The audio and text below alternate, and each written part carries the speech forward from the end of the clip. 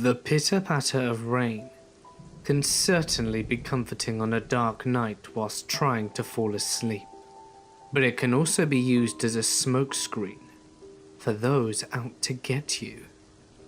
It's time to get comfortable and let the darkness take control. I'm a teenage guy, and I'm semi-openly gay.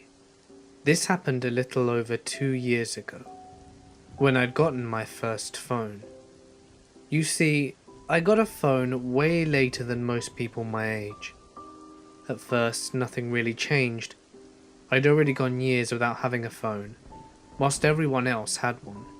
So I wasn't immediately addicted like most people. Part of that might have been because I didn't have many friends to text. And another part might have been that I was pretty used to not having one in the first place. It takes a bit to get me out of my shell, so it's rare that I meet or become new friends with people. But after a couple of months of having my phone, I started using apps like Tinder, because it was easier for socially awkward me to talk to people over the internet than it was to meet new people in person.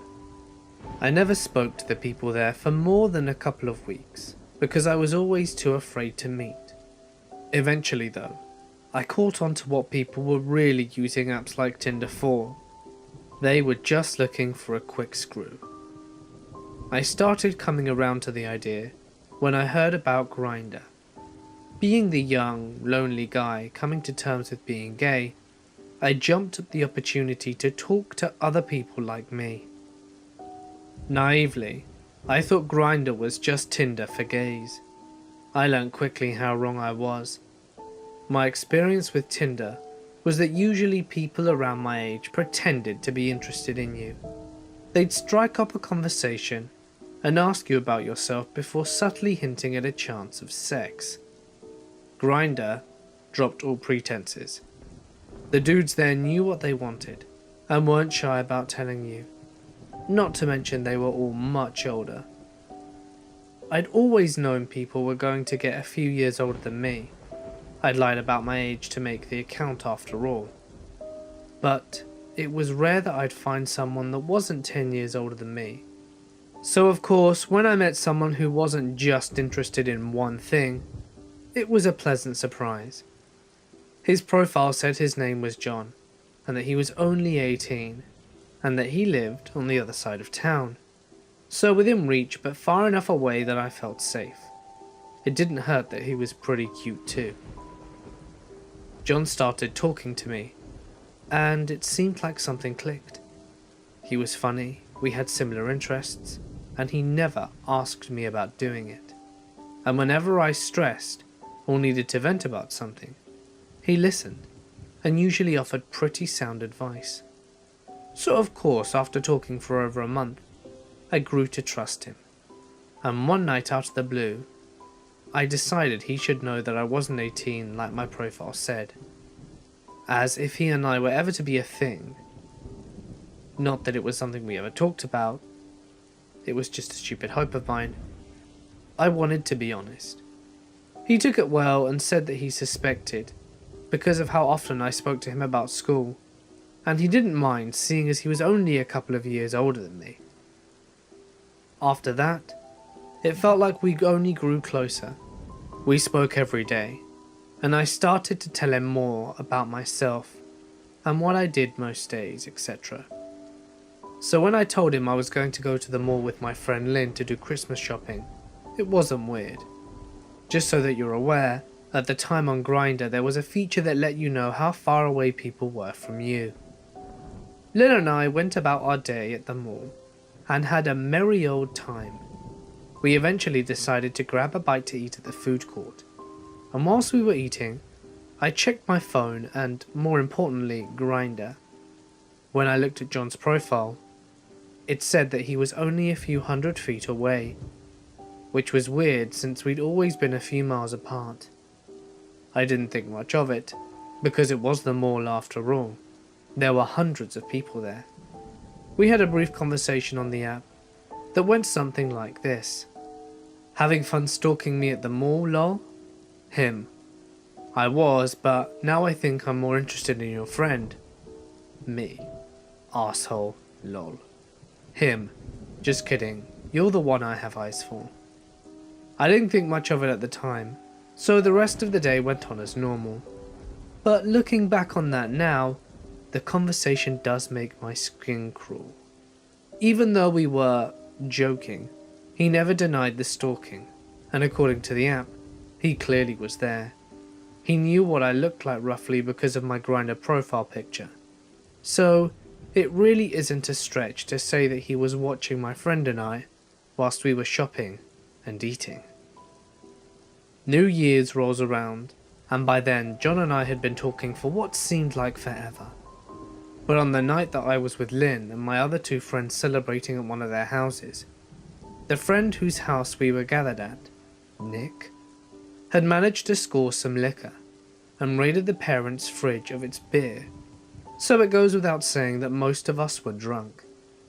For a little context, Nick lived on the other side of town from me, and my parents had dropped me off at his house to spend the night there. We kept drinking, hooting, hollering, wrestling around, and God knows what else. The countdown on the TV was a few minutes from midnight, so despite our drunken antics, we settled into the couch to watch the countdown. I was next to Lynn on the 3-person couch, with another friend on the other side of him, whilst Nick sat in the love seat by himself. A lot of factors went into what happened when the countdown hit midnight. Most of it was the amount of alcohol I had consumed, obviously, but the proximity along with the wrestling we'd been doing didn't help much either. Not to mention my already enormous crush on Lynn. So when the countdown ended, and when I turned to see Lynn looking at me, I leaned in and kissed him, while the other two jumped back and began hollering again. Of course he shoved me away, and yelled at me. He was pissed, clearly, but he didn't make any moves to try and kick my ass. So I took it as a good sign to try and explain myself. He, however, wasn't having it. He told me to get lost and called me a faggot. By then, Nick and our other friend had calmed down and were staring at us. Drunk, embarrassed, and more than a little emotionally hurt, I just got up and made my way to the door. Nick tried to stop me, but the other two didn't say anything, so I kept walking. As I mentioned earlier, I live on the opposite side of town, so I don't really know what idea I had. I just kept on walking in the general direction of where I lived, which might have been an okay plan if I hadn't been drunk, there hadn't been a foot of snow on the ground, and it hadn't been freezing cold. And after walking for a few minutes, I decided to hide in a bus shelter at an intersection to warm up.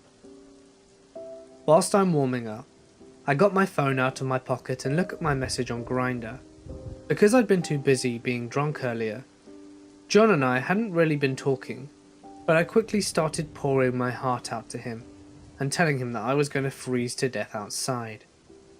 After doing his best to comfort me, he suggested that he could give me a ride home, because the app said I was only a couple of miles away from him, and that he wasn't going to let me freeze to death trying to get home. I'm not proud of it, but because I wasn't in the best state of mind, I agreed and sent him my location. What happened over the next hour was easily the scariest thing that has ever happened to me. A few minutes passed, and a truck slowly pulled up to where I was sitting. I wasn't sure if it was John, so I waited there hoping he would make some gesture or something for me to get in, which of course did happen. The door opened and I took it as my cue, so I had to put a little effort into pulling myself in. Because I was caught up doing that, and it was dark in the truck, I never actually got a good look at the guy at the wheel. I say guy, because he clearly didn't look like what John's profile picture did. The alleged John in question was much older than 18. I'm not good at estimating ages, but he looked at least 50. His face was deeply lined, and he was supporting grey stubble. And his hair was clearly thinning. After staring at him for a minute, he quietly said, "Hi," and grabbed my hand for a shake.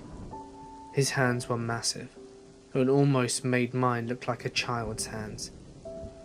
He was a heavier set guy, but it was clear that he was strong. Looking back, I think he may have been a construction worker or something. He started driving and we made small talk, but it was clear that I was very uncomfortable, so he eventually shut up. I wasn't trying to be rude, but he clearly wasn't who he portrayed himself to be. We'd hardly been driving 5 minutes though, before I realized we were heading in the opposite direction of my house. I laughed a little and said, "Guess I forgot to tell you that I live in the other direction, on the other side of town." He only responded with a slow, as if he were agreeing, but he didn't make any indication of turning. "I can give you the address," I said after a moment. He looked at me a little at the mention of this, but still didn't slow down. If I hadn't been worried before, I definitely was now.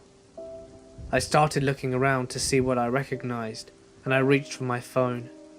But just as I was starting to get past the lock screen, he asked what the address was. I calmly told him that if he pulled over, I could pull it up on my phone so that he could have directions. He mumbled something, but did pull into the church parking lot that I recognized and shut off the engine. I was pretty much shitting my pants, but I was able to open my phone.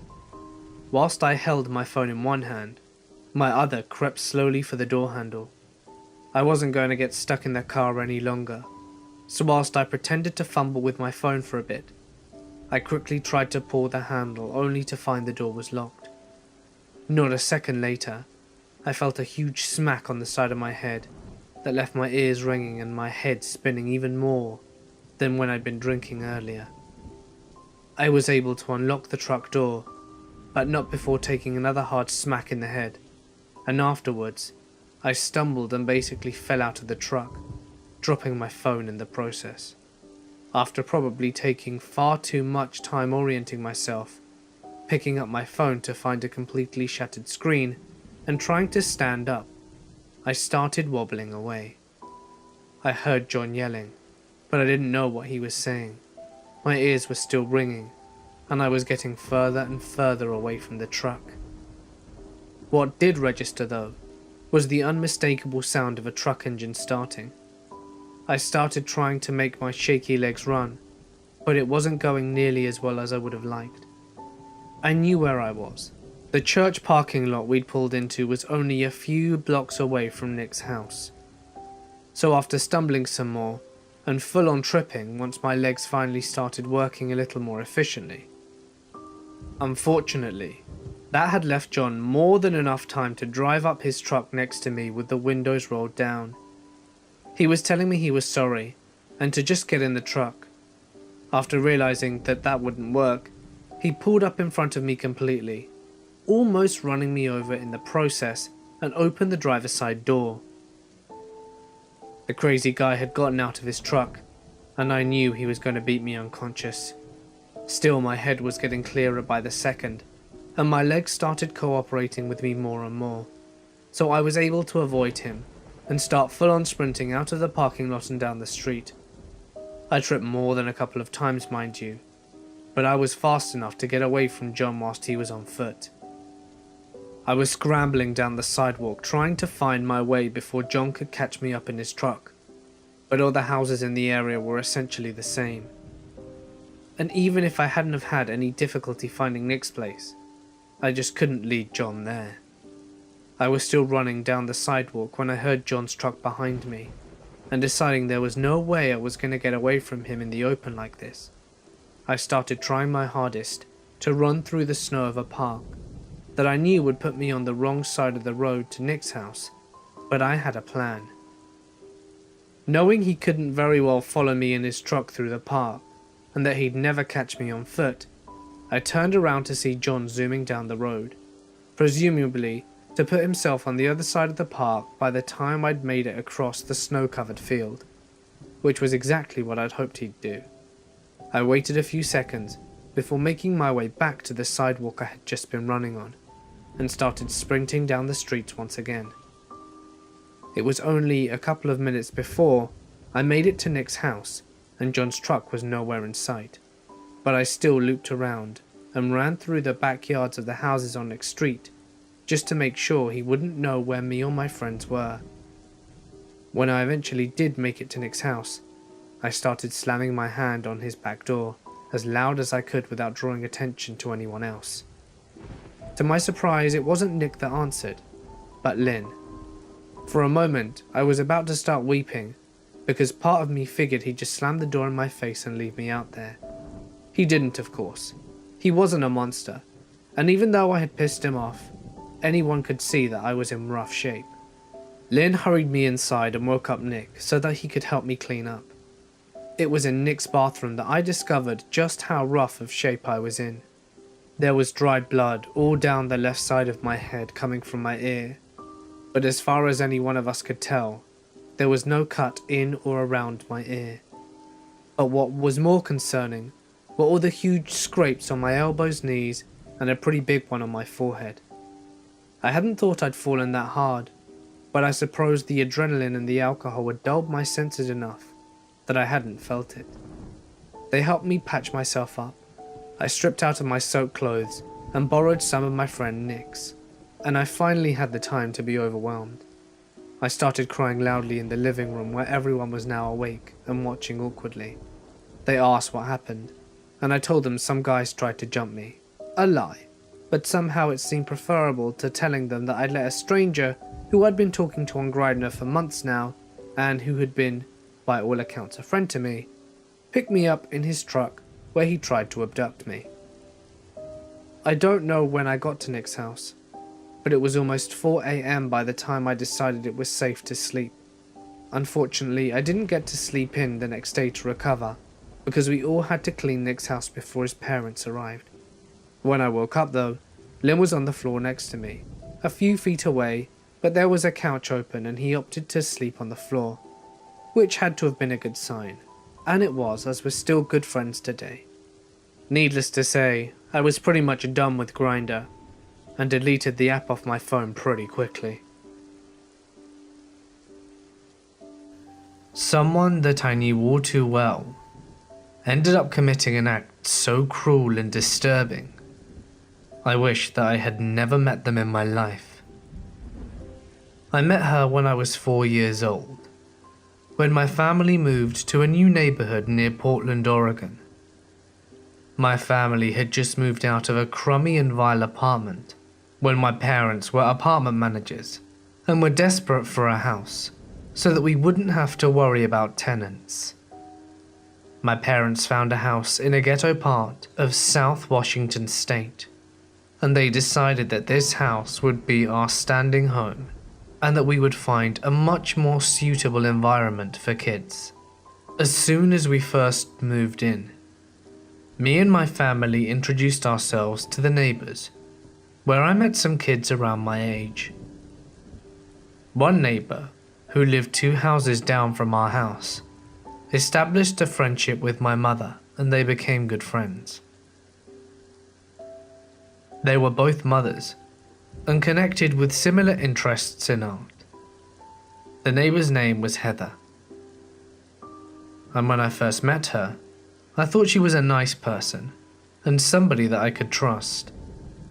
Heather had 2 kids at the time who were both in high school. Their names were Sierra and Jordan. And my mother wanted them to meet me, since my parents were looking around for a babysitter for me, and that it would be someone she could trust, since the area that I'm living in wasn't that great of an environment for kids. After spending some time with Jordan and Sierra, I got to know them a little, and frankly enjoyed their company, whilst they watched me over as babysitters. Since they were teens, and I was very young at the time, hanging around them made myself feel more superior than the average 5-year-old. Jordan was a rebel teen who would constantly get in trouble at school. My mother wasn't a fan of Jordan getting in constant trouble, so my mother stopped having him over and babysitting me.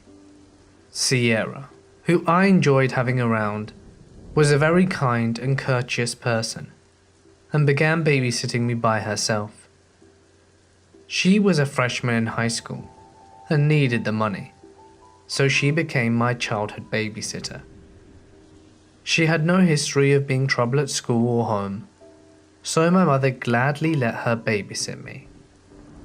Sierra would play board games with me, cook my favorite, macaroni and cheese, and gradually I became closer to Sarah within a very short span of time.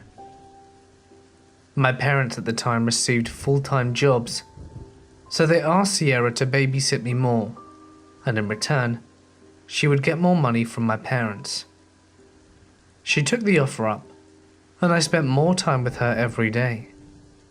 And I thought of Sierra as one of my best friends at the time. She really did have an impact in my life, and so I thought of her in this light. She also began working for my mum as a house cleaner, and began to have a closer relationship with my mum. Everything was going great for me and my family, and it was overall a great time. A couple of years go by, and I'm beginning elementary school going into the first grade. My parents began picking me up from school, and I had less time and need for a babysitter. I became somewhat distant from Sierra as she became a junior and was pregnant. She would sometimes come over the house and babysit me and help my mother with chores around the house. But she became more mature and wouldn't talk to me as much as she used to. Her mother, Heather, had a severe medical condition, which caused her to have constant painful headaches, and she would often experience these at days at a time. Heather stopped talking to my mother and became a recluse, staying inside her house with Jordan and Sierra. Sierra's demeanor began to change as her mother began to descend, which was understandable at the time since her mother was going through a rough patch. I didn't talk to her after I heard about her mother, since I didn't want to mention her mother to her. She began displaying an odd change of behavior and started to get in trouble at school. For what? I honestly don't know. But it started putting a strain on Heather and Sierra's relationship, since they began verbally fighting.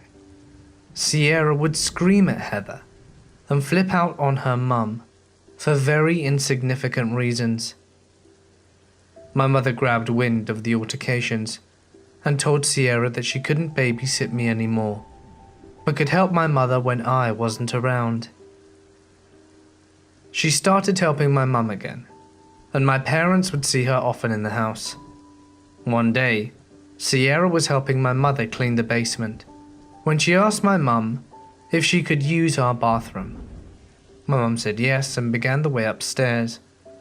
She came back down to the basement 5 minutes later and finished cleaning the basement at the time. Later that day, my mother had to use the restroom. When she walked in, she saw what looked like a diary in the bathroom sink. My mum didn't recognize it, and out of curiosity, began to open the book. What was there was absolutely terrifying, as my mother found sections from a book written down in the diary, which graphically spoke about rape and molestation.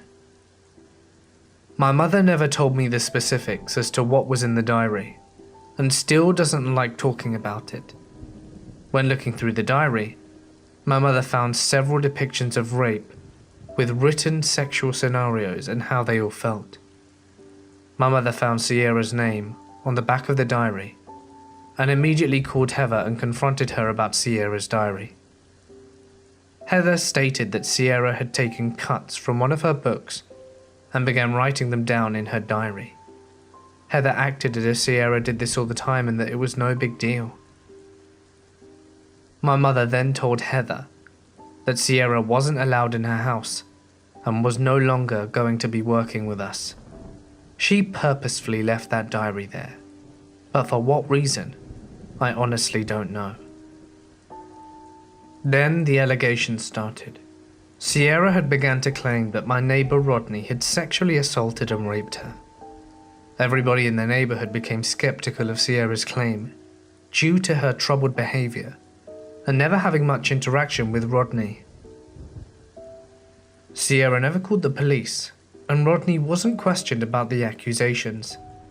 This is when Heather began to suffer from her medical condition, and as a result, died, while Sierra and Jordan were in their senior year of high school. Sierra dropped out of high school and claimed that she would move to Arizona with her then boyfriend. She ended up moving out and going to Arizona, whilst Jordan moved out to live with his dad. When they left, my parents thought that they wouldn't hear anything about Sierra since she had moved on with her life. A few years go by, and I didn't hear anything about Sierra nor Jordan, and frankly, I had removed them from my memory. One day, my parents were speaking with John, a neighbor across our house. He asked my parents if they remember Sierra, and if they had heard from her. My parents hadn't heard anything about her since she moved away, and asked why he was asking. He said that Sierra was on the news, and that she was arrested for child neglect. My parents, later that night, Googled her name and made a chilling discovery. Police in Arizona had been called for a well body check after Sierra called 911 once she found her daughter deceased and her other child nearly dead. She had been collecting welfare and living in a trailer with her 2 children. Those kids were neglected and suffered from malnutrition, and Sierra became fat and wouldn't give the children barely anything to eat. There wasn't any air conditioning in the trailer, and Sierra would leave her kids in the trailer and go live at a friend's house or a boyfriend's house. She ended up being trialed in court for manslaughter and is now serving a 16-year prison sentence. I can't believe to this day that someone that my family trusted with me and was a best friend of mine for a majority of my childhood years would do something this cruel and inhumane. I wish that she never has another child in her life and never gets another dollar from welfare. Sierra, let's never meet again. I'll just start off with the fact that I was the victim of long-term sexual abuse from a neighbour who was a few years older than I was. I never told anyone about it, and thought that doing so would only end badly for me. When I was first in college, I was suicidal and had to drop out. I started seeing a therapist who recommended an outpatient treatment centre outside of Orlando. I had a friend who had become addicted to heroin, who went down to this same place and was finally clean for just a year after that. I went down for a long weekend intensive therapy program that they hold once a month. I thought that they would do a good job of helping me get over the issues that the abuse left. So, I decided to move down there and join the community. As a newcomer there, you don't really have any say as to what you do on a daily basis. There's a mandatory 6:30 AA meeting that everybody must attend. This meeting was mostly filled by other members, and the amount of people was usually around 30 to 40 every morning. If you were struggling, your therapist and anyone assigned to your support group would more or less force you to share this during a meeting. Failure to do so would result in a public shaming. After the morning meeting, most people went to work for one or two of the companies owned and staffed by other cult members. Elderly companion care or lawn maintenance. I worked for the lawn maintenance company for 4 years and did end up as a supervisor of one of the crews. However, I was unfortunate enough to have my entire crew comprised of other younger cult members. Most of these people came from wealthy families, as treatment isn't cheap, and they didn't give 2 shits about the job. Most of the newer clients were forced into 3 weekly group therapy sessions, along with one individual therapy session with one of the counselors. Sometimes a counselor would bring up an issue during a group therapy session that you originally had discussed in an individual session, which is a major HIPAA violation. They had scores of complaints and penalties from the FL Department of Health. A lot of the actual therapy in these sessions used experimental therapy, which is actually shown to re-traumatize the clients. Group therapy was also prime public shaming time. You always had to be on your guard, as this was when people who had issues with someone else would go to town. If you were caught breaking a rule, it wasn't uncommon for someone to hold that over you, lest they bring it up in the group. Most of the younger people also were without cars, so those who had cars, the ones who behaved, would have to shuttle them around. Each week you were given a schedule to fill out. These schedules had to be approved by one of the counselors before you were given your weekly allowance of $70 for groceries and $40 for spending every Friday. Since I was overweight when I joined, I was put on their food plan. No flour and no sugar, plus strict portion control. I actually followed this religiously for the first year or so, and combined with working in lawn maintenance, shed a lot of weight rather quickly. Since I was a victim of abuse and admitted to watching a lot of pornography, I was deemed a sex addict. I had to go to an SA meeting every Friday night and was forbidden from acting out. There's a lot of messed up things that happen there, and it's very hard to keep track of it all. So I'll talk about the first time I tried to escape. I had been caught by my roommate eating a pizza one Thursday evening. I knew that I was pretty screwed. I went to the AA meeting and worked the next day waiting for the boom to be lowered. Whilst at work, I received a call from my therapist, who basically told me that I was spiraling out of control and that I needed to attend a weekend program. I objected, and we argued for a few minutes before I finally relented and said that I would be there. Since it was a Friday, I was expecting to go to the SA meeting before showing up to the weekend program. I had brought a few other sex addicts with me and told them that I needed to use the restroom whilst they all went outside. I waited in the bathroom for a few minutes and then got back in my car, turned my phone off and drove away. I went about an hour and a half before decided I needed a place to lie low, and I ended up seeing Grindhouse as I knew that that would kill over 3 hours.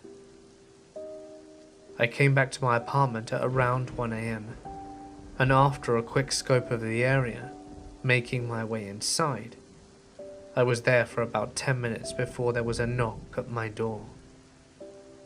I became completely still, but the knocking continued, and I see movement through the fence and a cop shining a flashlight through the slats. I drop down and decide to keep waiting. The knocking didn't stop, so I finally got up and answered the door. There were 2 policemen and my friend from back home, and my therapist. The gist of the conversation was, come back or be sent to the psych ward for 72 hours. I decided to avoid a trip to the loony bin and stayed. Although the thought of leaving never left my mind, so I had to plan my escape again. However, this was much less eventful. I was living in another apartment at the time with another roommate. He had just been kicked out of the cult, but I let him stay so long as he stayed sober. I was working at a new IT job, having been laid off from the lawn maintenance company which would soon go out of business. I knew that I could support my life without the cult, so I simply stopped all contact. I stopped going to the morning AA meetings, stopped going to my group therapy, and generally avoided where I knew other members would be. I forgot to mention that they would control people through their parents, who were usually financially supporting them. They would convince parents that their kids were as good as dead without them. And my therapist told my mother that I was suicidal, which certainly wasn't the case. I left and nothing else happened, besides the occasional nightmare that I was stuck back there. Firstly, let me start by saying that there is a Whataburger of death in our city. Every time I've gone there, I have immediately had to respond to death after death, at least 3 times. It's around 3 AM, I believe, and so I was dispatched to an open door alarm across town. I arrive, I park a bit away, and I walk to the house. As I am approaching the front, my partner pulls up, and I say, "It looks clear, but I haven't gone to the door," and he remarks, "Well, it's open, so..." Now, I promise you, I'm not an idiot. I had just pulled up at an angle that I couldn't see the front door, and I was going to check it last. So we approach and announce. He and I remember that the resident of this household is crazy as hell.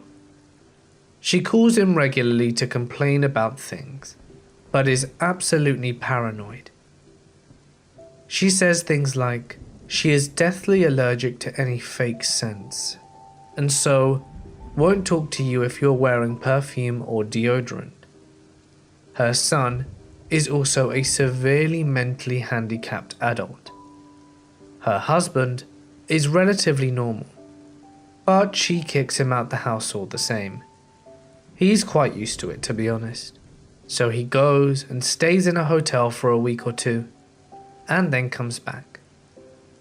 There are lights in the kitchen, as well as lights on in the back room, so we open the storm door and announce more. However, we get no response. We start to clear the house. Immediately to our right is a dark hallway with doors on either side, as well as at the very end. We decide to take that first. As we shine our lights down, we see all of the doors are open, and at the end of the hall is a bedroom with someone lying in the bed. More announcements. We continue to approach and get no response. Now we pause and think, what? And then we realize the person is a woman, and their eyes are open and they are staring straight at us. We get no response. Dude, is she dead? No, dude, she's breathing. Look again. Yep. There was a steady rise and fall on her chest. Okay, she's crazy as hell. Maybe she's being crazy. Maybe she sleeps with her eyes open. Our little discussion continues as we walk down the hall, clutching our guns. Still no response. We clear the rooms to the left and right very quickly, neither of us wanting to take our eyes off her. We get within about 9 feet, and again we repeat, "Ma'am, it's the police." There's nothing but a blank stare and breathing. Dude, there's a gun by her pillow.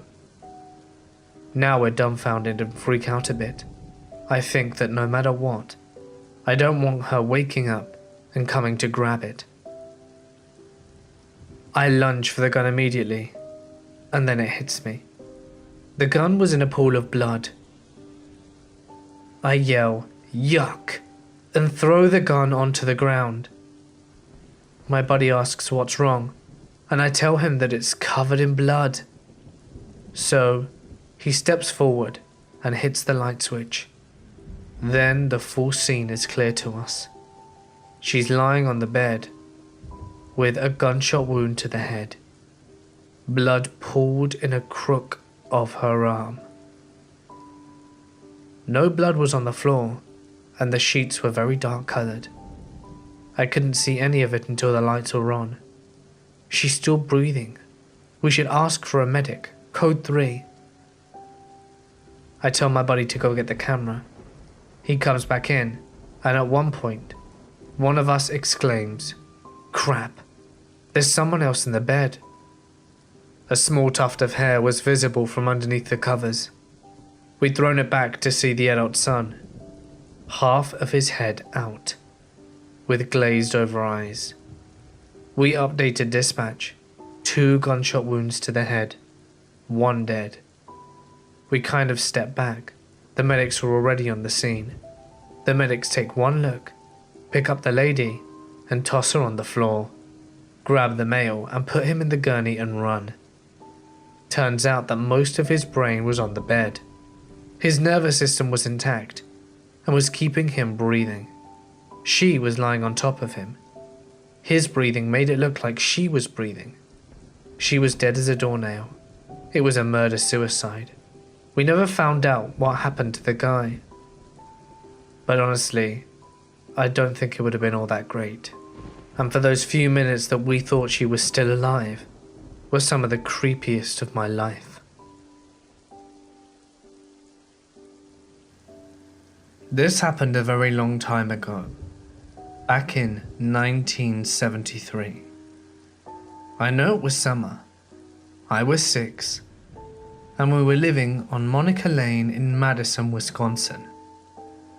The thing is, I sort of recalled it, but never put 2 and 2 together until a few months ago, when I was speaking to my mother about it in great detail.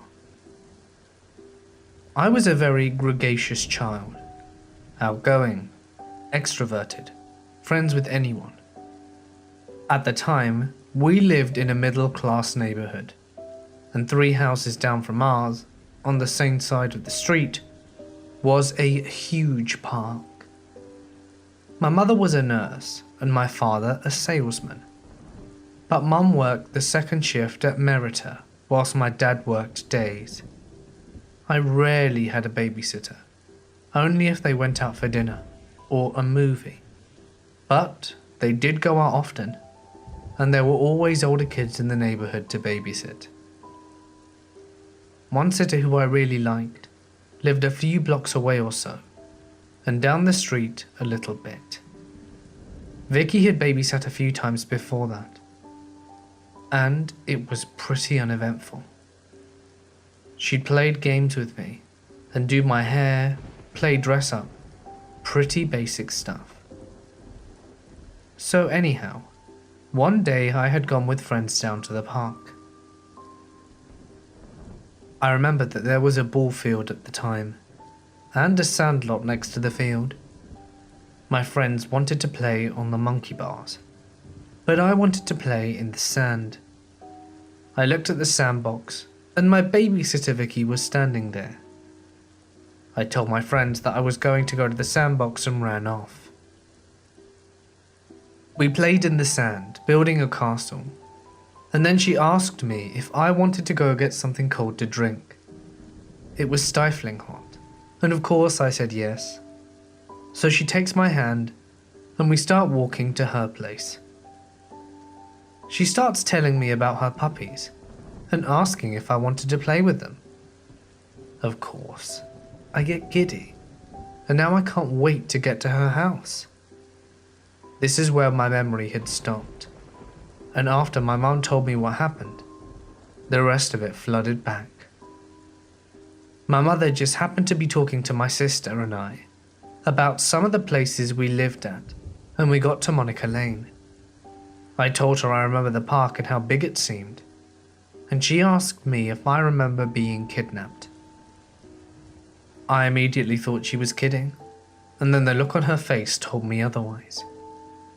She said it was around 5 in the afternoon, and that one of my friends had come to the door to ask me to come back outside, sure that I had gotten bored and decided to walk home. When my mum checked the house, she realised that I wasn't there, and she was 7 months pregnant with my sister, and sprints to the park screaming my name. After asking several kids if they'd seen me with no clue, she went to the ball field and asked the older boys if they'd seen me. One of the boys, who was around 14, said that he'd seen a younger woman playing with a girl that fit my description in the sand, and walked off in a general direction, and that was all he knew. My mother ran across the street to one of the houses and asked to use their phone and called the police. By the time the police had gotten there, my dad had come home, and some of the neighbours were trying to help my mother.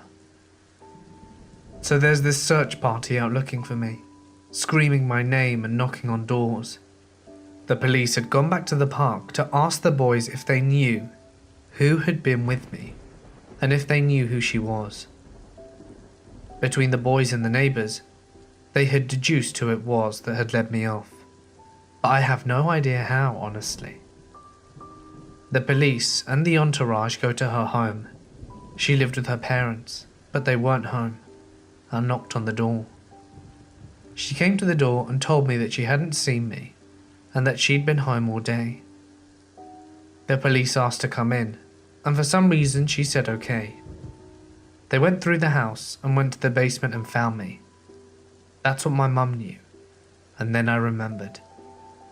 It was literally like a floodgate had opened, and I started crying. At 6, you sort of trust everyone, and she'd been in our home. I'd never gotten a bad feeling from her, and neither had my parents. But when we walked into her house, I remember that cold, holy shit feeling just washing over me, and getting very worried. I remember starting to cry, and saying that I wanted to go home over and over. She takes me into the kitchen, and gets me a glass of water and a tissue. I hear dogs barking, and next to the kitchen is an open stairway that goes down to where the barking was coming from.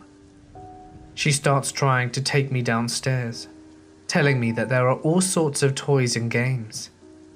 I reluctantly agree, and she grabs my hand and heads down the stairs. The dogs are going nuttier, and I start screaming. At this point, Vicky is getting bizarre. She's screaming at me to shut up, and that if I don't, she will throw me into the cage with the dogs, and telling me that they will eat me.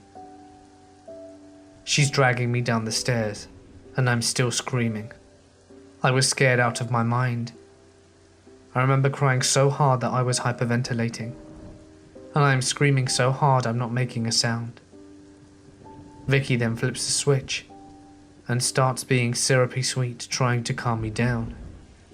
She tells me that she just wants to play a game with me, and tells me that she wants to play hide and seek.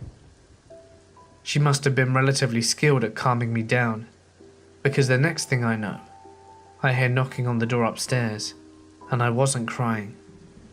The houses were all the same sort of tract house that Sears used to sell. Not huge, but not small.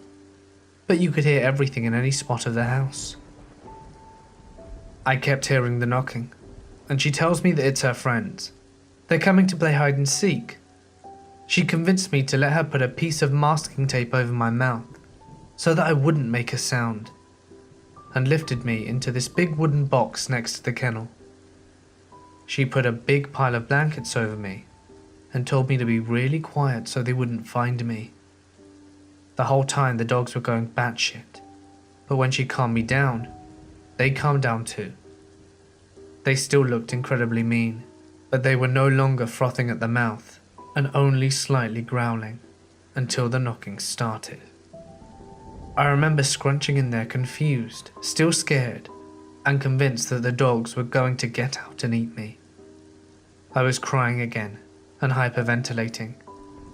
I remember taking the tape off my mouth because I couldn't breathe, but remembered that I needed to be quiet because I was afraid what she'd do if I screamed. I laid in that smelly box next to a big bag of dog food, sweating to hell, tears rolling down my face. I sort of pushed the blankets off to the side, but only enough so that I could pull them back over my face when someone came. I recalled thinking about my dad and wondering if he would come and find me. All of a sudden I hear what sounds like adults yelling my name. They come down the stairs, and the dogs are going batshit again. Over and over men are yelling my name, and then I hear a man say, "If you don't shut those dogs up, I will." I was in a large storage box, with tape hanging off my mouth. When they opened the lid, I remember a very nice man asking my name and if I was okay. I don't remember answering him in anything other than screams and tears, and grabbing his neck so hard my dad had to practically pry me off him. I remember my parents taking me to the hospital to be checked out, but that's really all I remember. My mother said that Vicky was found guilty of attempted kidnapping, and last she knew, she was in a prison, but couldn't remember the last time she'd heard anything. We moved from the area shortly thereafter, and I haven't been back since. I do know that my mum said that her parents were odd, but that they didn't know them. She'd met Vicky from a neighbour that had her as a babysitter, and had never heard of anything bad, and that I always seemed happy with her. She lived in the general neighbourhood, but it would have been 2 blocks over and 1 block down. Mum said they never picked her up. She always walked over. When they'd get home, they'd drive her home but never noticed anything out of the ordinary. Mum and Dad had only met her parents when they came to the door to ask for her forgiveness, that Vicky hadn't meant to do anything bad and that she was a good girl. Mum said my dad picked up her dad by the shirt and told him that if they ever came onto our property again, he would kill them. I remember her name, and sort of what she looked like, but I would have no idea if she walked up to me, even the slightest idea of who she was. Vicky, I hope we never meet again. I was involved in a Christian cult for almost 15 years, called the Assembly. It was a fundamentalist sect, and according to what it taught, I believed it for a long time, that it was the one true church. It all began whilst I was an undergraduate at a large university in Southern California. I had been born again in high school, but was looking for something more substantial as a college freshman. Turned out there was a non-denominational evangelical Bible-believing group called Bible Studies in the New and Old Testament that had a weekly meeting that they invited me to. Fast forward a few years, I'm living with my other brothers in what's known as a brother's house. I'm going to a Bible study on Tuesday nights, on campus on Thursday nights, with outreach on alternate Friday nights, and all day for the Lord on Sundays, at a meeting that was a 45-minute drive away from where I'd leave on Sunday morning around 7:30 a.m. and not get back until 6 p.m. or later. Like other cults, I denied for 14 years that it was a cult, but signs were everywhere.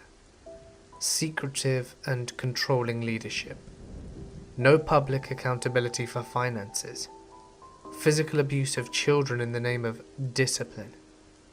Relationships between men and women were controlled tightly. They were affiliated assemblies, US-wide, in several countries. I myself went overseas as to what is known as a tent maker. I paid my own way to evangelize and build the church in faraway places. Whilst abroad, I did the unthinkable. I fell in love with a new believer. Relationships had to be pre-approved when a person was deemed responsible enough to be a leading brother, as leaders were always men. They would support a brother to spend time with a sister, as we referred to each other as brother and sister. I knew that marrying a local was out of the question, especially as it was without the leadership's sanction. In just a few weeks, I knew that this was the person I wanted to spend the rest of my life with, but I had to choose between obedience to the church or what I wanted. I knew it meant excommunication, that the closest people I knew, and were closer to me than my own family, as close family ties were looked down upon, I would have to be completely severed with. Living abroad helped a lot. My circle was very different, being several thousand miles away from the US. And after a lot of soul searching, and frankly an existential crisis, I decided to leave the church, leave Christianity, and marry the person I loved. 17 years and 3 children later, we are still happily married.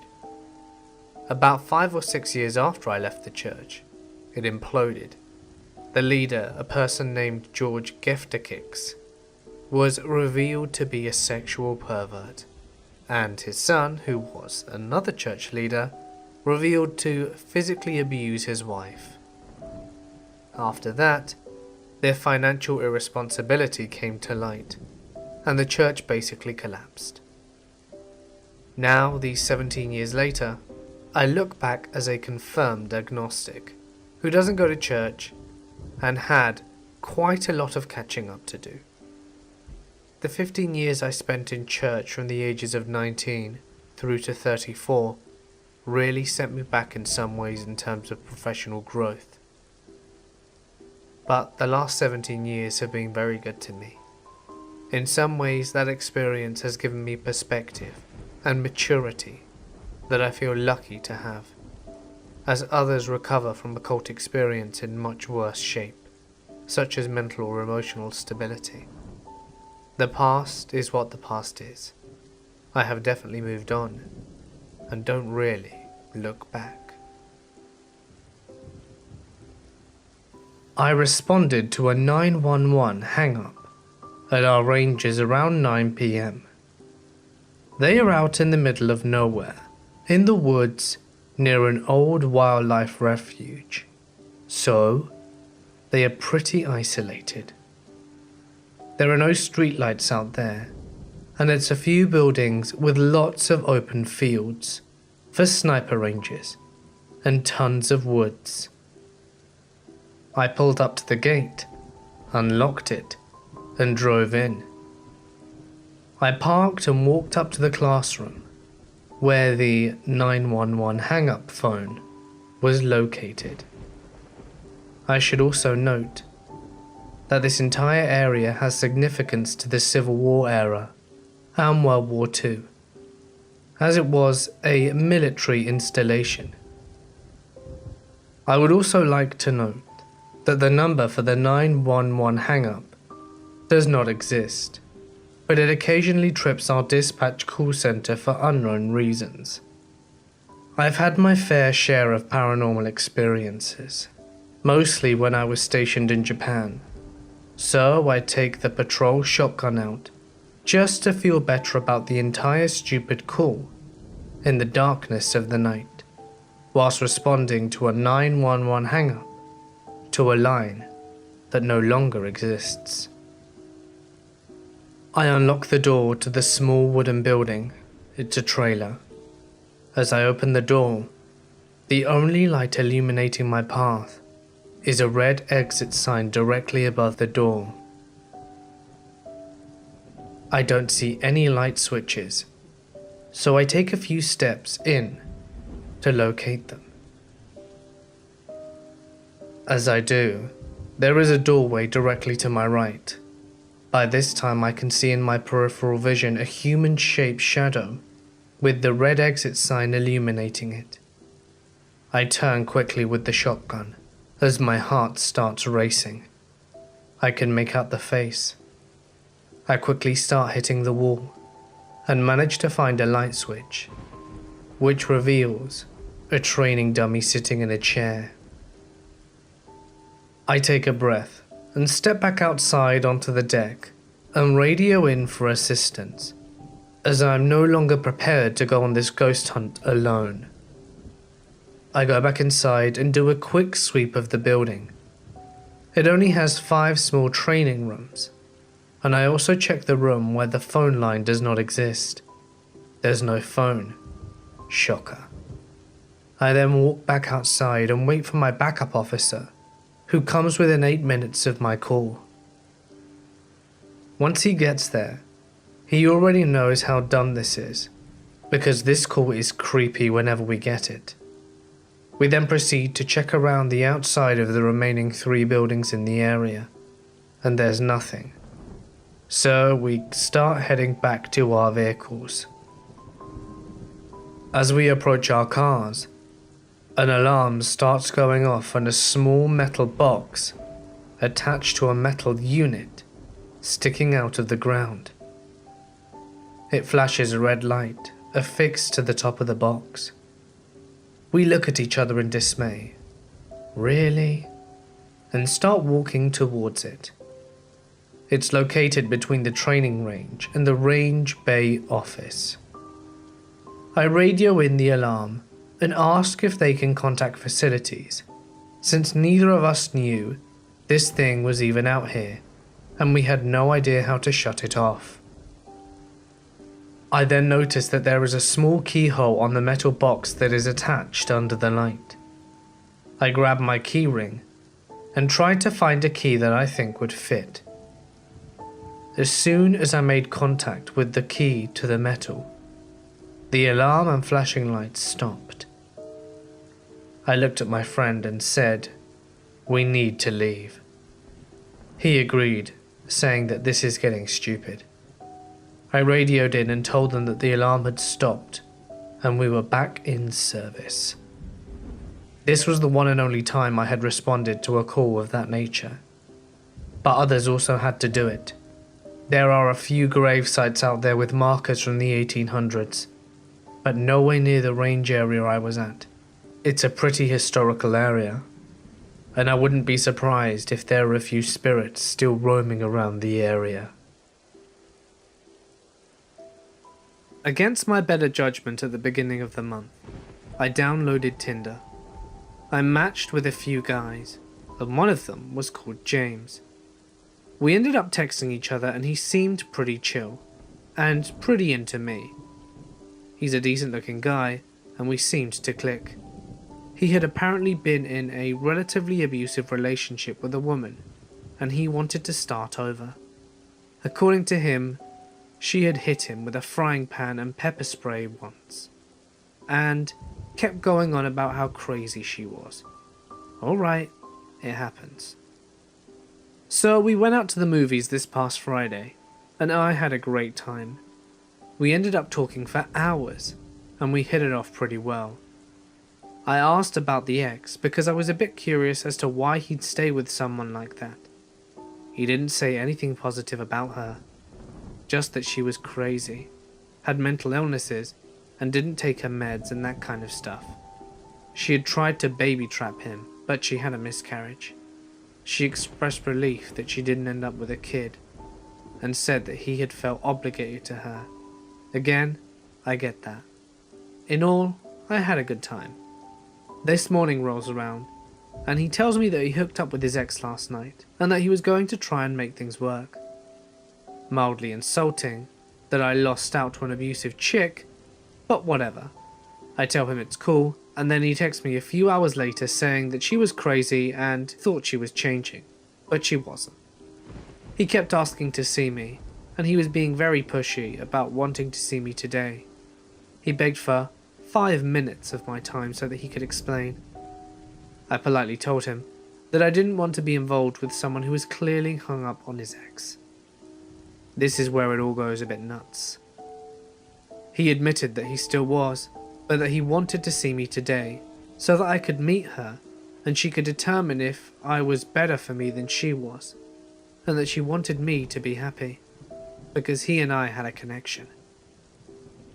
I flipped after that, and told him that the fact that he needed his ex to determine who was right for him was absolutely nuts, and that isn't what love is, and that I wanted no part of it.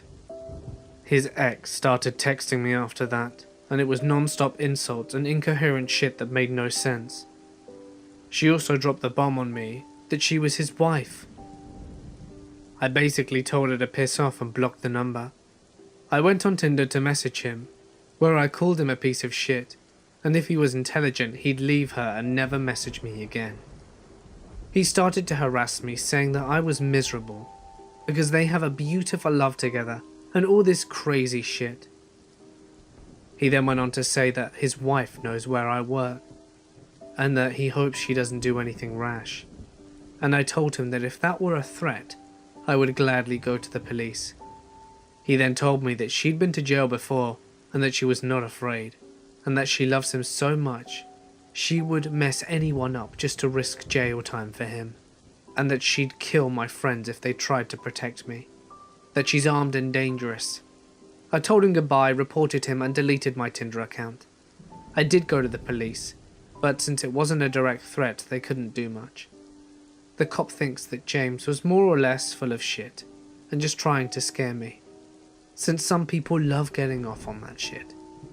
He said I did the right thing by blocking him and reporting him, and said that I should keep my eyes open and alert on the people at my job.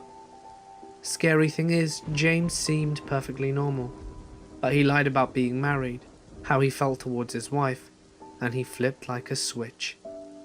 His excuse for not being upfront about being married was that they were going to get a divorce. He seemed so docile and unassuming, and the hatred and aggressive attitude was insane.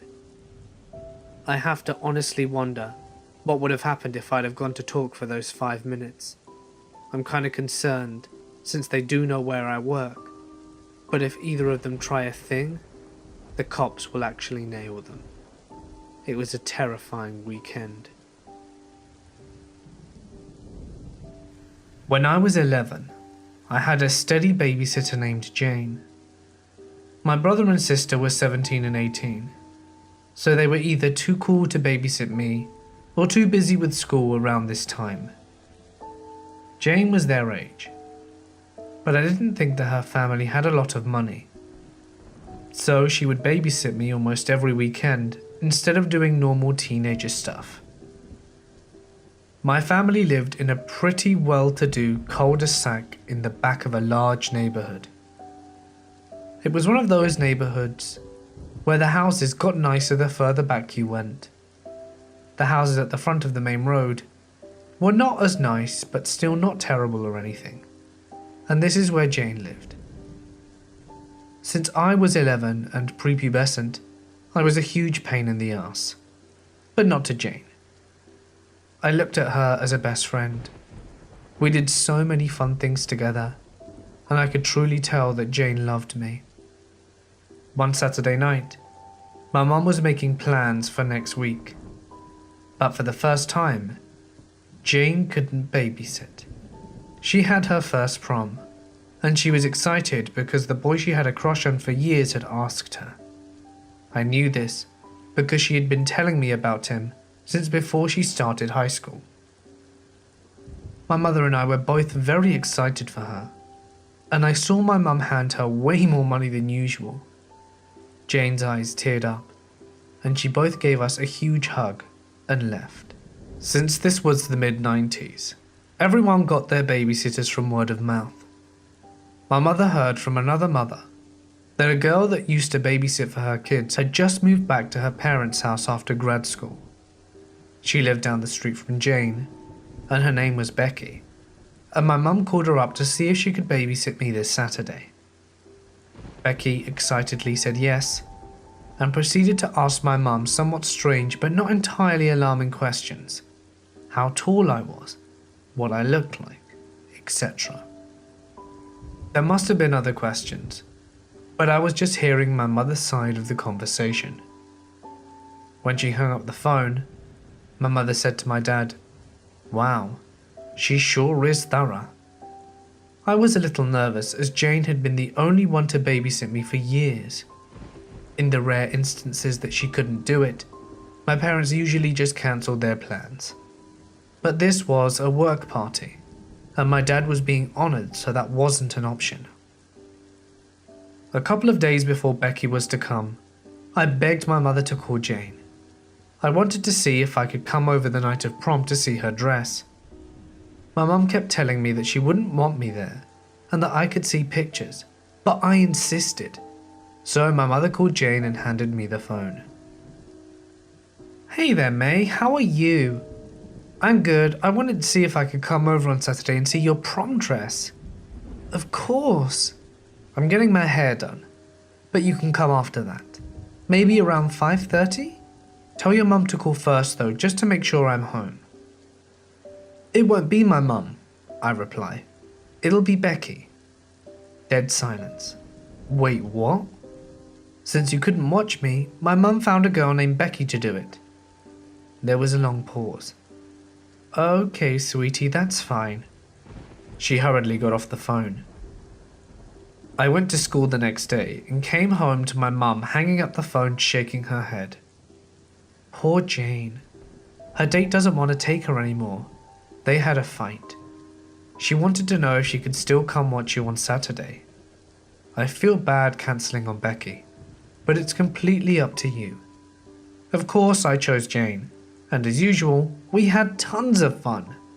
I didn't bring up prom because I didn't want her to make her feel sad. But when she asked me if I wanted to play dress up, we did each other's hair, put on my mum's dresses and took pictures with my mother's Polaroid. It was the best night of an 11-year-old's life. Jane went to community college, and by the time she went to a 4-year school, I no longer needed a babysitter. We kept in touch a little after that, but before long, we both got busy and lost touch. This is where the story ended. Until this past weekend. I ran into Jane at a bar. She was not sober. In fact, she was very drunk. She didn't seem to be doing well. She was very thin and looked like she had track marks on her arms. This made me extremely sad because she's one of the people who I loved most in the world, at least at one time. I sat next to her at the bar and asked her how she was doing. Her face lit up and she gave me a big hug. "I always knew you would do well for yourself. Look at you, you're all grown up and beautiful." "You look great too, Jane." "No, I don't, but it's okay." We started talking and she was drinking even more. I got the feeling that she was in blackout territory. She was with a group of people that seemed to be her friends, so I wasn't entirely worried for her, but I still didn't want to leave her for some reason. She seemed really happy to see me. We started reminiscing at once, and it was my turn to bring up a story and I said, "Remember when that dirtbag stood you up for prom? So we staged our own prom with pictures and everything. That was truly one of the best nights of my life." She looked at me through foggy eyes and smiled a thin smile. He didn't stand me up. The replacement babysitter was a sick woman. When I was little, she beat me, sexually abused me, threatened me, and locked me in closets. Then she would invite her boyfriend over to do the same thing to me. She told me if I ever told anyone, she would kill my family and that I would have to live in an orphanage. She took pictures of me too. I had repressed it until you said her name that day. Now it's all back, all of it. I should have told someone, but it's too late now. I just didn't want people to know what had happened to me. I thought they would look at me differently. I regret so much. Who else knows what she did?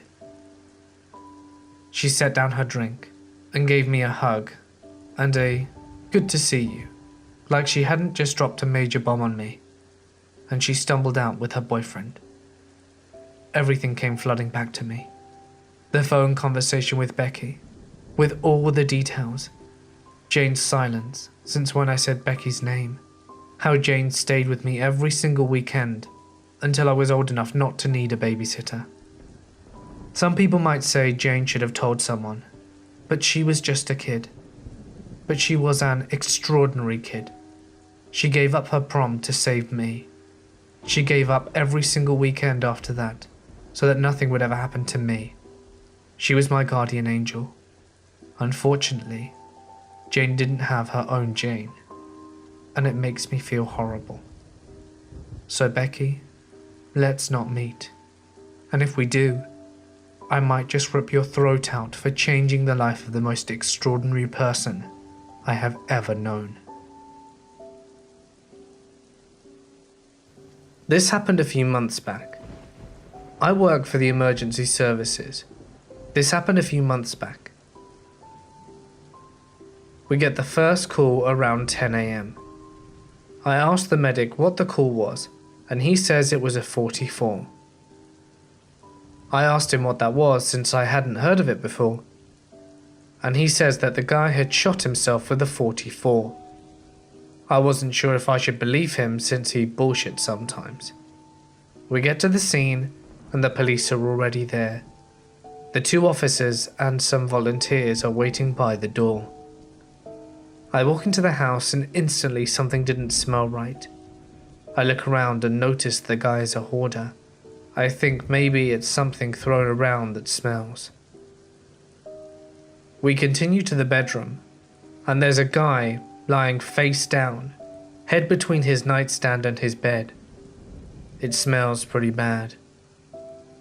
He had a gash on his head from where he hit his head and fell, and I'm guessing hit the nightstand. He was 60 years old and pretty unhealthy.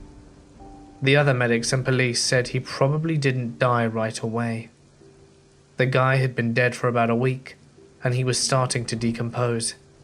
He had maggots on him, and his skin was wet to the touch, with bubbles of water deposits on the outer layers of skin. They made us check for a pulse, so we hooked him up to our monitor, and surprise surprise, he had no pulse. Like, really, how dead can he be? The smell was similar to a dead animal smell, but it lingered, and I would occasionally smell it throughout the day. On my way home, I passed a dead animal, and since I was on my Jeep with no top, I got the smell pretty hard, and I almost puked. I grew up in an odd family. We had a lot of odd families as friends, so it seemed semi-normal. There were 6 children, my mother and father, and I was the 5th, and I lived a fairly normal life. We went to church every Wednesday and Sunday. Southern Baptist, kind of overly religious, but whatever. It was still social enough. When I was entering 2nd grade, my mum pulled me and my 2 brothers closest to me out of school and began homeschooling us. All of this is mediocre, sure, and just kind of odd. My 2 elder sisters both got married at 19 and started immediately having babies. And my mum and dad signed to let one of my brothers get married at 17. Little odd, but okay. Fast forward a few years, we leave the Baptist church to go to a spin-off because the lead pastors got into a fight and we followed the more eccentric one. Things started getting weird when they were teaching the book of Revelations. The pastor started preaching that the end of the world is healing, and that we were the only true Christians in the whole world. My parents moved us to a rural town and prepared us for the end. My dad, a nurse, stopped believing in doctors, and my sisters continued with their families, and we lost a lot of contact. Of course, the end didn't happen. My older brother and I got jobs at fast food restaurants, and he would sometimes work until 4 or 5 in the morning and was expected to show up at 8 AM Mass for the 4 to 6 hour sermons 3 times a week, and return to work that evening at 4 or 5 and get kicked to the streets when he didn't show. We weren't allowed to see him. My other brother broke his wrist, and instead of going to the hospital, we just went to the pastor because he had all the healing powers. My parents had to ask the pastor before they did anything, including meaningless things like if they should call their children. My grandma was brought to our neighborhood and isolated until she died because of lack of care, because Jesus would heal her if she only believed. My elder siblings seemed to live a normal life, families, jobs, friends, and I started noticing that this church was a little whack when I was around 16, and started telling my older sister about it, just telling her what was happening. how I repeatedly got called to repent for all my sins in front of everyone, and how we were no longer allowed to associate with the brother who was kicked out.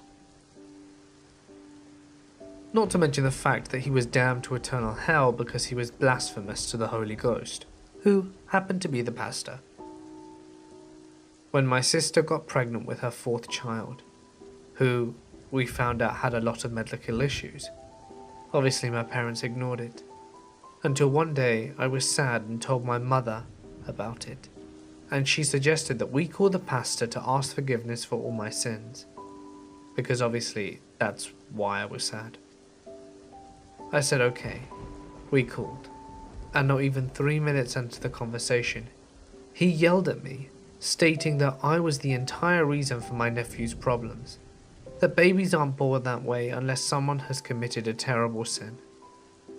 I cried for a very long time, and the next day I called my sister when I was alone and I told her. She had no idea how to deal. Her baby was potentially dying and being blamed on her 17-year-old sister. Since leaving, my parents won't see me or allow me to see my little brother. And if I call, just to ask a simple question, I'm redirected to Jesus or the pastor for the answer. It's terrible. I use Tinder pretty frequently, and it's usually cool. Just meeting people, chilling, smoking with most of them, and so I match with this dude named Charlie, and he seems pretty cool. He's really cute, and he plays music which is really appealing to me, as I also sing and play piano. We talk for a little while, and I agree to meet him at his house. Mistake number 1. Why did I think it was a good idea to meet a stranger in their home? I don't drive, so I take an Uber over, and it's a decent way away, so it's kind of pricey. When he buzzes me into the apartment complex, I got this really creepy vibe, but I just shook it off as nerves. I go up to the 3rd floor, and he's standing at the door. Things are cool, we're just chilling, we smoke a couple of bowls, and we're watching a movie. And he makes a move on me and I go with it. We end up on his bed, and we're obviously engaging in adult activities when out of nowhere, he wraps his hands around my neck hard. Now, that's all fine and good with me. I mean, I can dig that in the right setting, but alone at a stranger's house, when he didn't even check to see if it was cool, that's too much. So I literally can't breathe, and I'm fairly certain my face is turning blue at this point, and the look in his eyes is relentless. Not only is he asphyxiating me, he's yelling in my face, "Are you scared?" with this wild look in his eye. And yes, I am absolutely terrified you're going to kill me. I start to struggle, and he was gripping even harder. And I'm not kidding you, I seriously thought I was going to die. By some kind of miracle, I wriggle out of his grasp and start screaming. He's yelling at me to calm down, and I'm frantically trying to get my clothes back on. He grabs my wrist as I'm trying to leave, and I use all of my strength to pull away and slam the door. When I get home, I look in the mirror, and I have some nasty bruises on my neck. I try to cover it up with makeup to no avail. I straight up look like I've almost been strangled to death. Then he started texting me obscenities. Anyway, I blocked him and reported him on Tinder. I wish I could have done more because I seriously think he would have killed me. I've been debating going to the police, but the bruises are gone now, and it is a he said she said thing. But I'm really starting to wonder if I should, because the next girl might not be so lucky. This story takes place 10 years ago, when I was 16, and for almost that long, I've wanted to tell it. I'm 25 now and female. When I was in high school, I babysat on the odd occasion for a family I'd known since I was pretty young. They were great, really laid back, and it was the easiest babysitting job in the world, because the kids would usually be in bed before I even got there, and always slept really well. It had been about a year since I'd babysat for them, and in that time, they had a new baby who was about 6 months old. So on this occasion it was me and 3 kids downstairs and 1 baby sleeping upstairs.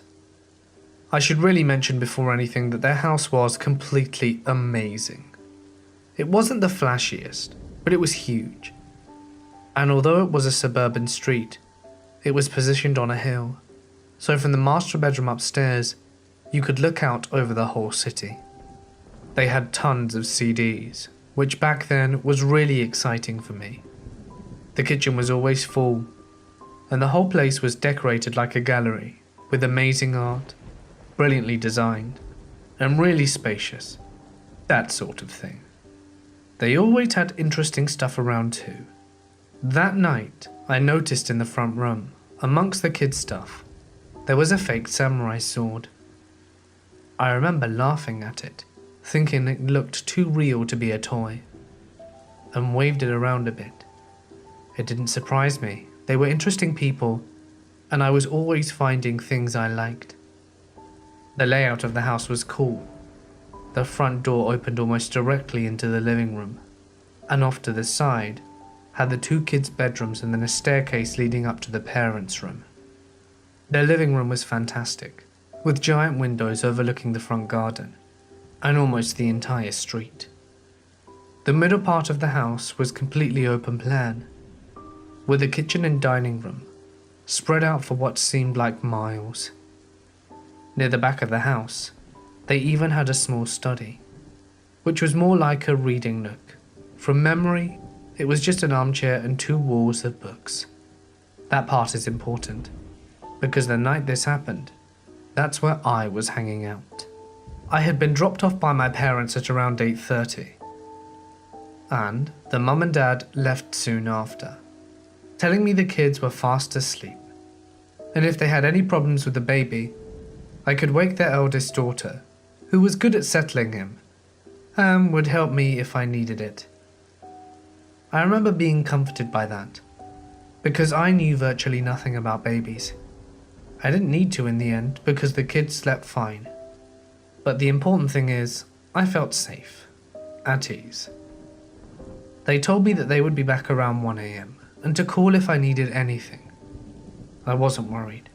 I'd done this countless times before, and even though it was a cold night with a harsh wind, I knew this house, and I knew the kids would sleep. I knew nothing would happen.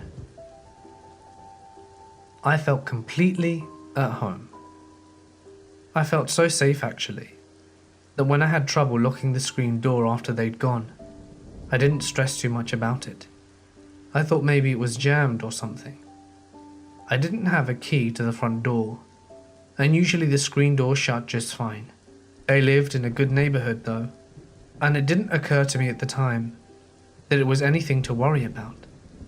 I quickly forgot about it, and went to study and read, after quickly peeking on the kids.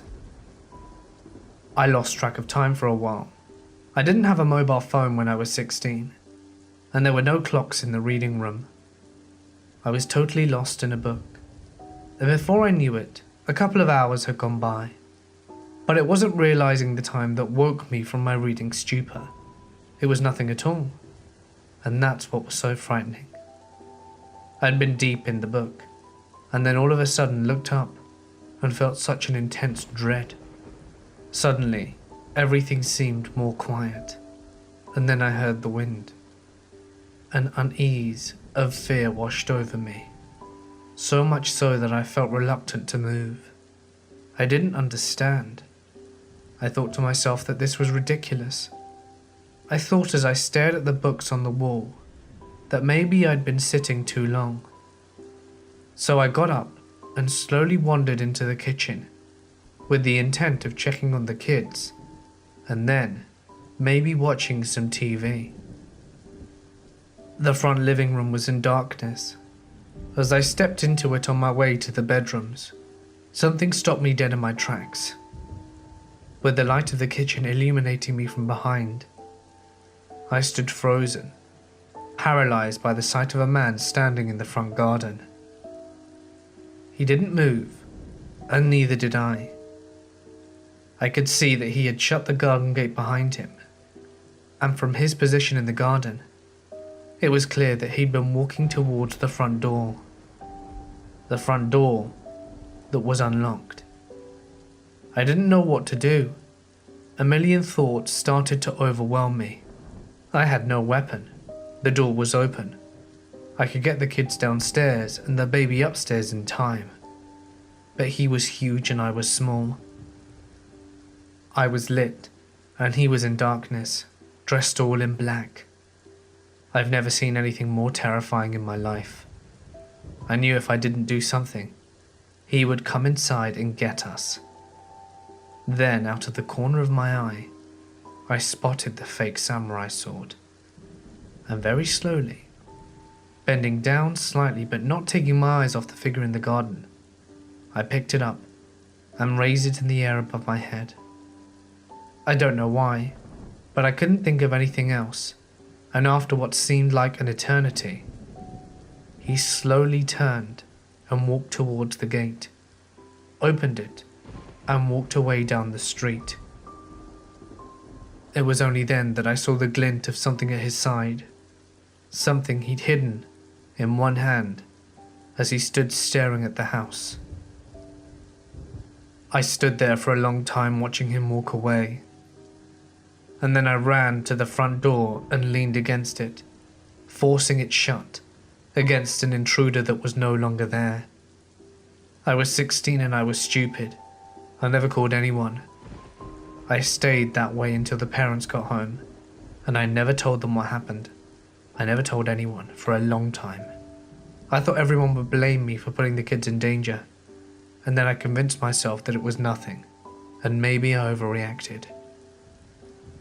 The family today are all fine and well, and nothing ever happened to them or their house after that night. But I've always been thankful for that moment of intense dread that caused me to leave the study, because if I hadn't, I don't even let myself think of how differently that night could have gone. So man in the garden, I hope the fake sword was enough to scare you away from lurking outside of people's houses at night. And I hope we never meet again. I'm an officer in New York City. I've seen some insane stuff. A lot of the things that have happened to me have been very nasty and gory. However, this was the creepiest thing by far that I have ever seen. I was sent to a wellness check. The individual in question was found lying face down on the bedroom floor, dead, and had been for a few days at least. The deceased's room was littered with voodoo or witchcraft shit. Whoever it was into some weird crap. After the body was removed and the family notified, the apartment was sealed. Now, for New York City, this means that the door is locked, and a big fluorescent green sticker is placed over the door and the door frame, so that the door can't be opened without the sticker being torn. Fast forward a week or so. The deceased's brother arrives with the surrogate court paperwork to enter the apartment to try and find a will. We get to the door, and the sticker is ripped. Thinking someone like the superintendent of the building had went into the apartment without permission, we had the security desk pull up the camera footage of the hallway. After about 20 minutes of looking for it, we found it. The door seal, for no apparent reason, quite literally exploded at the seam. Footage just showed an empty hall with the door in clear view. Then suddenly the seal just pops at the seam, sending pieces flying to the door. The door had no give or gap to jiggle it, so a quick pressure change couldn't move the door significantly to cause it to rip. That shit was creepy as hell, and we still have no explanation for it. I just wanted to say good luck to whoever had to pick up all those voodoo dolls. I grew up in a Hindu cult. It was the truth, exemplified in our guru with his lifestyle of 6 cars, 2 mansions, 3 businesses, and international vacations in first class, together with annual celebrations of his family members' birthdays, all of which we were solicited to pay for and sponsored to the bottom of our pockets. We had to be in debt up to our eyeballs in order to prove our devotion.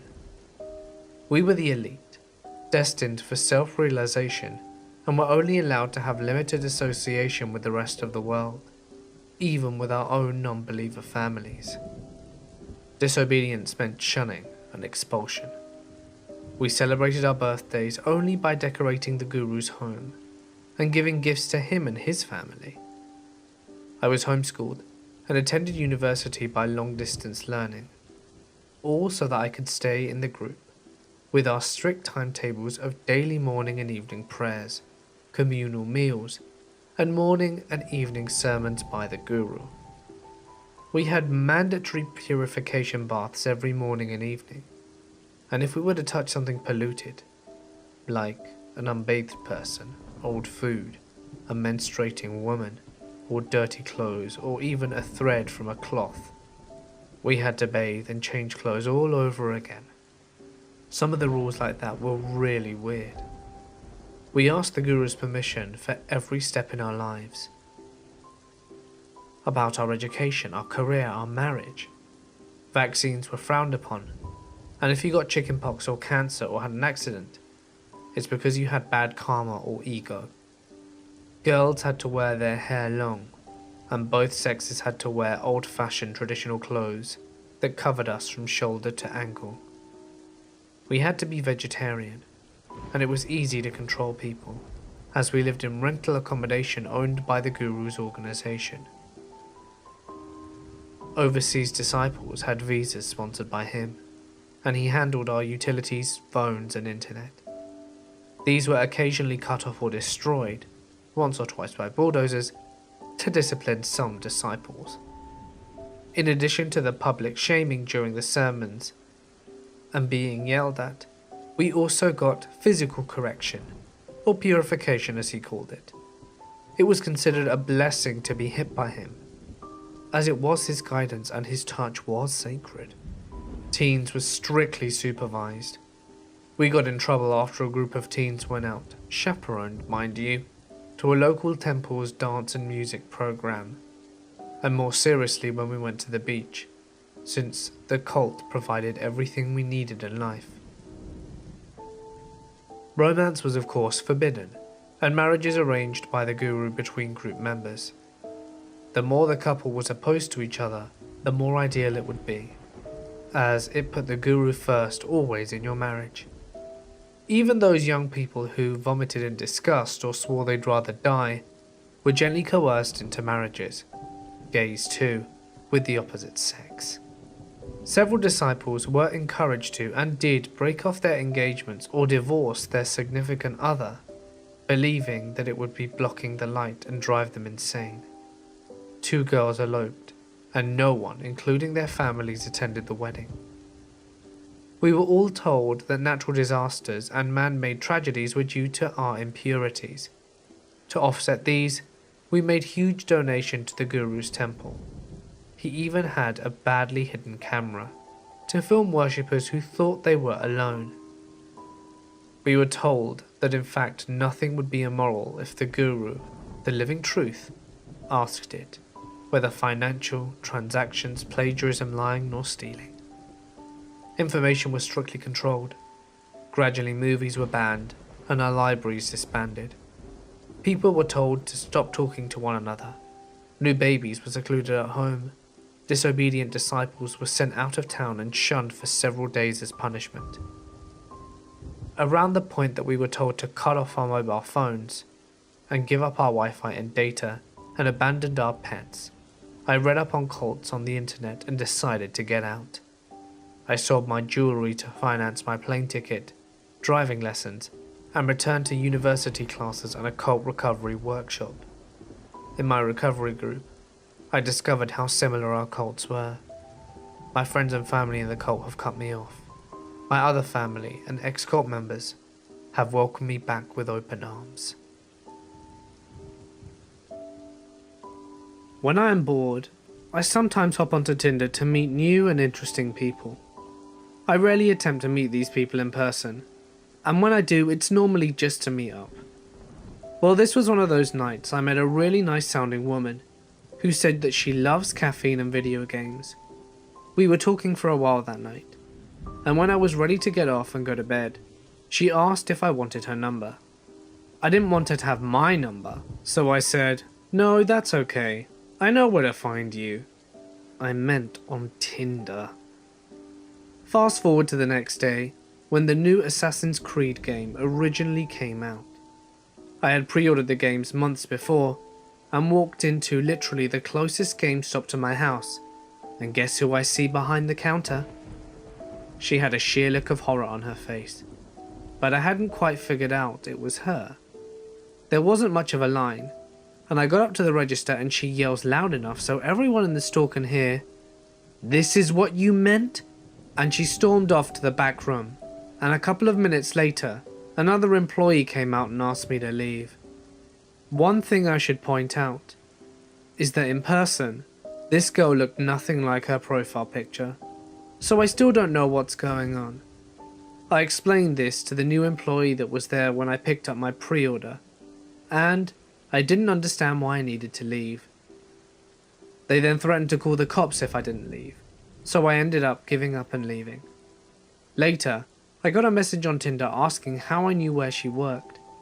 I did not respond to this message. Instead, I called the GameStop, explained that I didn't want to upset Kathy anymore, and I had asked if I could move my pre-order to another store. The manager apologized to me and was able to move my pre-order. Even though this is the closest GameStop to my house, I haven't returned, and it will probably be a while before I do. We got sent to do a well-being check for an old lady that lived by herself in a rough section of the city. This was a few years back, but if I remember correctly, she had no family or friends, and some sort of wellness aide had called it in. No one had heard from her for a few days. We knock and knock and announce ourselves, and we get nothing. We get a property manager on the phone, and he comes by with keys. We open the door, and there she is, very dead on the floor, with a look of fear and pain frozen over her face. One of her feet was detached, and was about a meter away from her body, with blood everywhere. I instantly assume she was murdered, and get a shot of adrenaline. But when we take a second to take the whole scene in, we figure out how the woman died. She needed to adjust her blinds, so she got a chair from the kitchen, stood up on the chair, and lost her balance. She fell and landed on her foot, which snapped clean off her leg. She then proceeded to crawl around bleeding until she passed out and died. I've seen much worse, but this one sticks with me, because I can't even imagine the thoughts running through her head as she was dying, all alone and unable to summon help. This happened in high school. I was a sophomore and had a pretty sweet babysitting gig at a house 2 doors down. 3 awesome little girls who thankfully never gave me any trouble. Their parents were great too, some of the nicest people I've ever met. And lastly, they had an old Akita dog who was the sweetest thing on the planet. I had met a guy who was a senior in a club I was part of, and at first he was cool. We'd talk about the nerdy things we both liked, and he'd read me some of his writings. He fancied himself a poet or something. I had a boyfriend, who is now my darling husband. So all I ever was interested in was a friendship with this guy. But he didn't have the same idea. And he certainly didn't like my boyfriend. I was nice about it, accepted that he didn't like my boyfriend, but made it very clear that him and I were friends. I guess not clear enough. One Saturday night, as I was babysitting the little girls, while their parents were at some fancy gala, as the husband was a well-known doctor in our area, I had done the whole bedtime routine and settled down with the dog on the couch for a movie marathon. I was texting some friends on my fancy flip phone, and one of them happened to be the guy. He texted me that he could bet what I was wearing. I didn't like the game, assuming that it might end up somewhere inappropriate, so I just ignored him. A few minutes later, he texts me again, this time with the exact outfit I had down to my mismatched socks. I froze. There is no way he could have known this. I had been home all day other than when I came to babysit, so he hadn't seen me. The Akita dog's head perched up, and he started growling in the direction of the back door. I swear I saw a shadow running away. When I turned the porch light on, the dog stuck by my side for the rest of the night. I even called my brother to come and sit with me until the parents came back. They thought nothing of my brother being there, and since this was my problem to deal with, I didn't tell them about my potential stalker. At school, he acted like nothing happened. I told him this was wrong, and I couldn't be friends with him if he was going to play these games. A few weeks later, he left school, and I haven't seen him since. He tried to friend me on Facebook recently, but I'm content with us not meeting again, even over social media. Hey guys, it's Mort here, and thank you so much for listening. I love listening to the sound of rain, even though it doesn't really help much when recording. I find it so relaxing. And remember that if you enjoyed today's video, please consider dropping a like and leaving a comment, as it's a really great way to help support the channel and I appreciate it tremendously. And if you'd like to do something incredible to help support the channel further, feel free to visit my Patreon. You can find a link in the description as well as the links to my social media. And if you'd like your story read on my channel, you can submit it as a text post to my Reddit page or send it to me via email. Both links can be found in the description. But anyway, for now guys, I'm gonna sign off. Stay awesome, and I'll see you in the next one.